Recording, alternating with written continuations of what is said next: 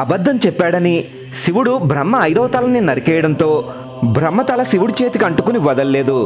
దాంతో శివుడు అగ్నిదేవుణ్ణి పిలిచి ఆ బ్రహ్మ కపాలాన్ని భస్మం చేయమని ఆదేశించాడు. కానీ అగ్నిదేవుడు ఎంత ప్రయత్నించినా అది భస్మం కాలేదు.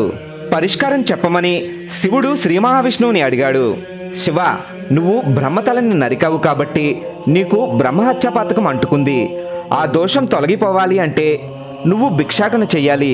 ఆ కపాలం ఎక్కడైతే నిండి కింద పడుతుందో అక్కడ నీ దోషం తొలగిపోతుంది అని శ్రీ మహావిష్ణువు చెప్పడంతో శివుడు భిక్షాటనకి బయలుదేరాడు.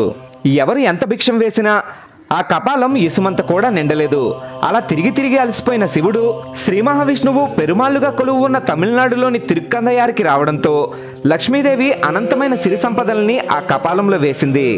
కపాలం నిండిన వెంటనే శివుడి చేతి నుండి ఊడిపడడంతో శివుడికి అంటిన బ్రహ్మహత్యా పాతకం తొలగిపోయింది. ఓం నమః శివాయ.